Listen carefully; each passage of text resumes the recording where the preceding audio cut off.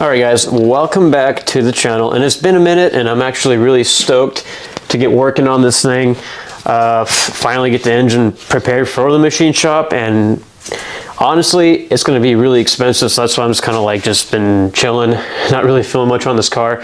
Trying to sell some parts. I sold quite a bit of parts, ended up buying a wire harness. Of course, harness was $1,200. I spent pretty much everything I saved from selling my parts, and I gotta wait a little bit because I still have this transmission just sitting on the ground right there.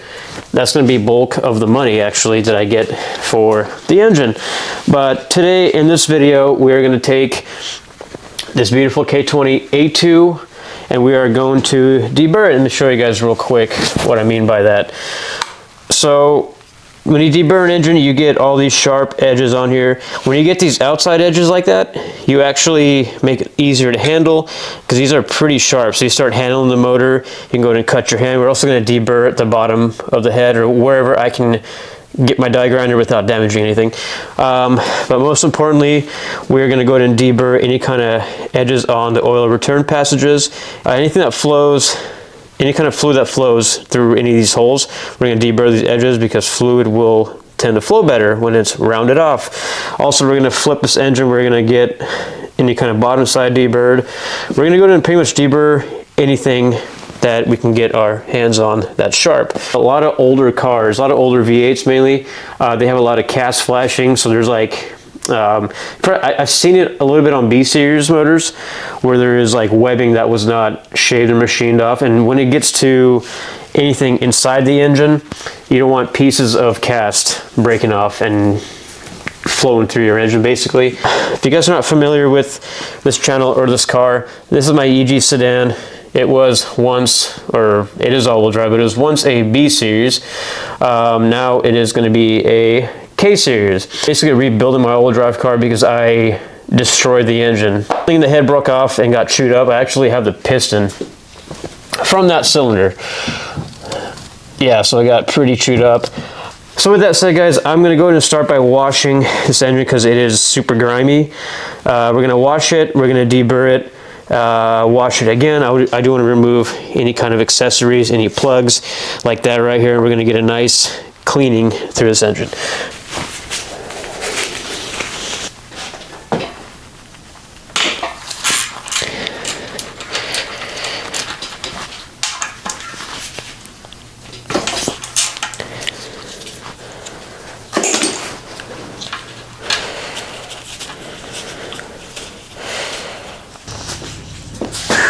It is cold. There's my impact.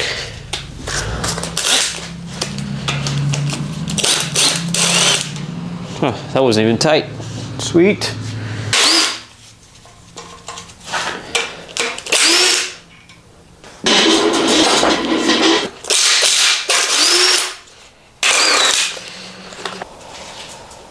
I do need to go to the store. We need to grab a socket big enough because I apparently don't have a socket to remove this oil cooler, which we need to actually pull this 10mm out right here.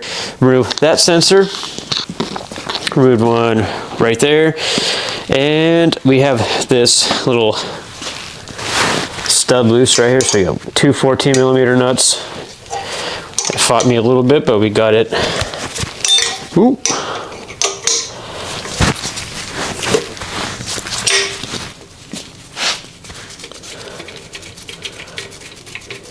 I have to also go to the store and get a socket for that. I think it's like a 12mm. Let me go ahead and test it out real quick.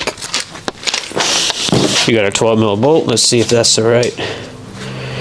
Damn, dude, what is it, a 14mm? There we go. That's short enough. Yeah, that's a 14mm socket. So I got to get a socket that's big enough for that plug right there, so I can remove that and get to washing. If you can see this little, almost looks like it's countersunk. Pretty sure that's not supposed to be like that. It's the correct thread, just no collar on this bolt. So we also have to, I gotta get a picture or like get like a diagram of this motor. I'm gonna run the store real quick and we are gonna finally get to taking this damn thing apart. That looks like a 1 3/16 or a 30 mil. Once again, it's hard to see, but you can kind of see the numbers on, maybe?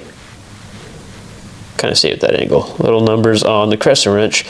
Just kind of nifty, I guess. All right, wheels should fit. There it is. All right, so I mainly wanted to film this part so I remember for myself. I took out the plug from the bottom of this bed plate, or lower block as Honda calls it. The plug goes into that one. This is threaded, not sure what goes into that. I'm gonna have to look into that some more. But I was watching a Devin Nima video on Instagram actually, and he caught that. I don't know shit about K-Series engines. This is my first K that I'm building, and only my second engine that I'm building. The first engine I built was my GSR that went into this car originally. It was sleeved V18. So it's good to watch other people that have experience at this. So I'm pretty sure it's just that plug. Now we're gonna go ahead and knock this plug out right here.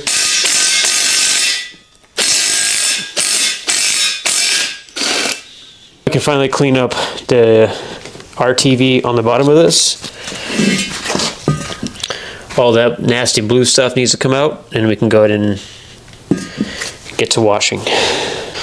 Man, there's like a dead spider in here, buddy. Woo, crusty.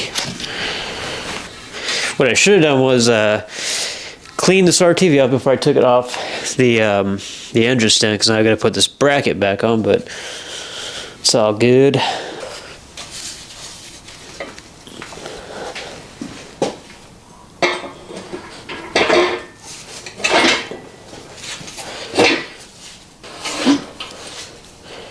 Whew. She flipped quick. There we go.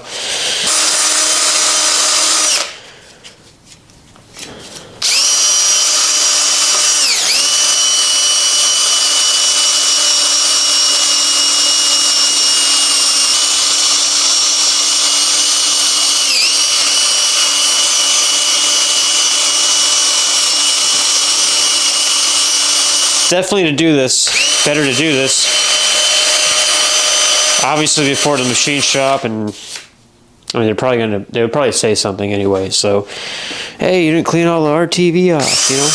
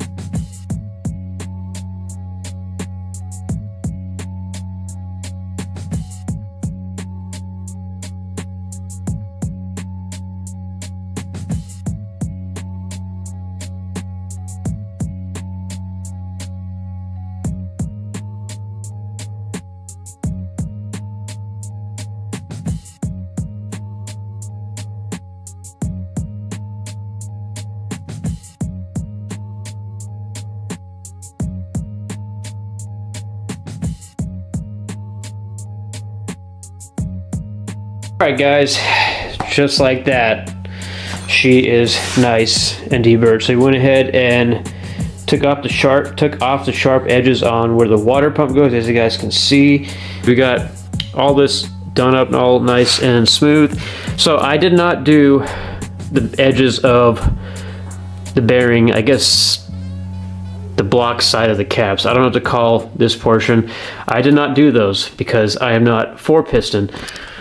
Now 4-piston is obviously badass and they do everything. I don't really see the need for me to do this on this specific engine. It's not going to be like a full-on race engine, but I got it deburred enough to where it is smooth, nice and easy to handle. Little compressor did some work. Kept going off on me because it is extremely small and it is spitting water because there's no dryer or whatever you want to call those things that collect the moisture, and it was a mess. Took for freaking ever.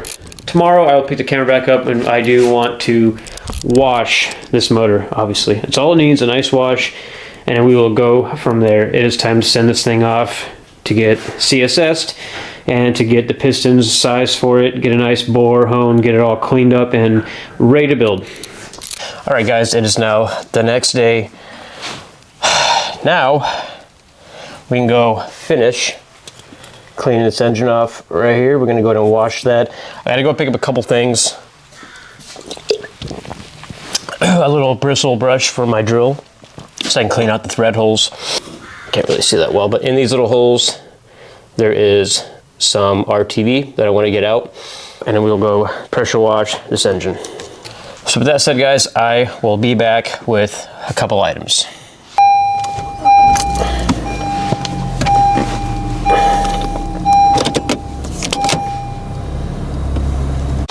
All right, so we got a couple things. I had to go on a hunt for these brushes. Kind of ridiculous. Didn't want to buy them online because I need them now. I'm going to go ahead and attempt to attach this into my drill so I can clean out the thread holes. I got this for later. You guys will see what that is used for once I get this thing back from the machine shop. So let me go ahead and get this stuff ready, and we're going to go ahead and clean out these holes.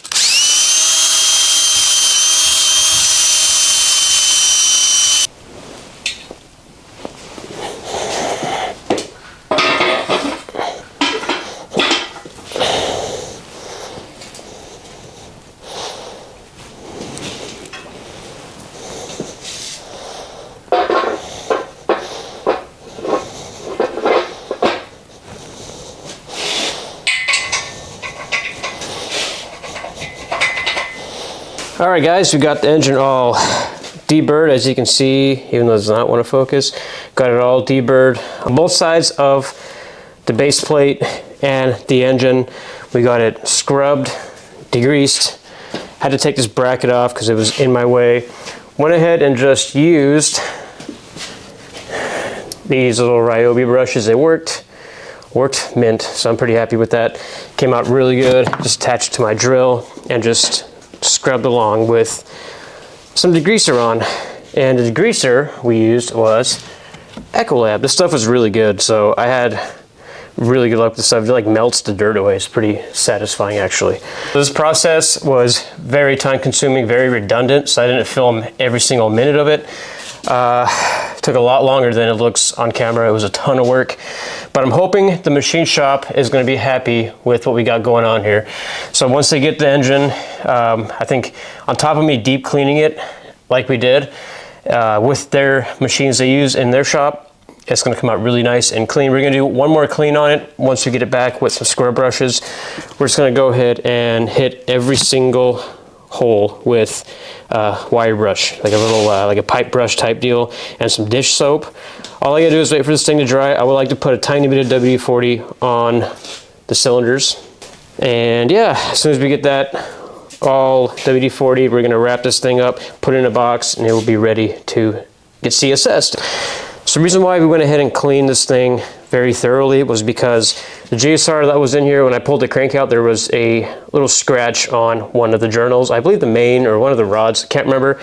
It was on cylinder 3, I think. But anyway, so we went in and really cleaned this thing up. We learned from our mistakes. We're gonna really make sure this thing is spotless. And all right, friends, if you guys like what you saw today, if you got something out of this video, if you want to continue watching this build, go ahead and like this video first and go ahead and hit the subscribe button, and I'll see you guys in the next video. So peace out.